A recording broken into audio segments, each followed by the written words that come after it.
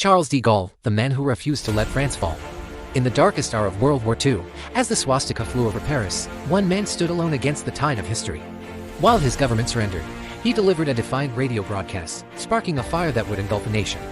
This is the story of Charles de Gaulle, the man who refused to let France fall.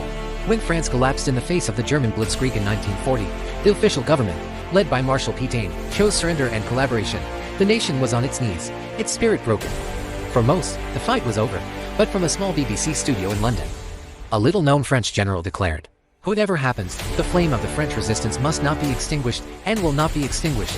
De Gaulle, with no army, no legitimacy, and no support from his peers, embodied the last hope of a free France. He was a rebel, a traitor in the eyes of the new Vichy regime, but to a few, he was a symbol of unwavering defiance. His journey was a constant struggle. De Gaulle had to build his Free French forces from scratch, recruiting soldiers from scattered colonial outposts and rallying civilians through clandestine networks. He clashed frequently with his allied partners, Roosevelt and Churchill, who often found his unyielding pride and insistence on French sovereignty infuriating.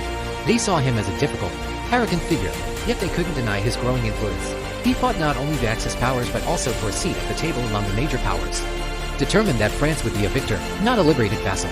After the war, de Gaulle's mission was far from over. He became the architect of the Fifth Republic, creating a strong presidency to prevent the political instability that had plagued France for decades, in a move that shocked the world. He withdrew France from NATO's integrated military command in 1966. He argued that a nation's destiny should not be controlled by a foreign power, even an ally.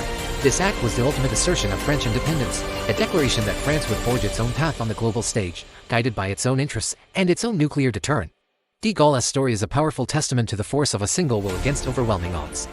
He resurrected a nation from the ashes of defeat and restored its pride in an age dominated by superpowers. He proved that even when a country has fallen, its spirit can be kept alive by those who refuse to surrender. Charles de Gaulle was more than a general or a president. He was the living embodiment of France's honor.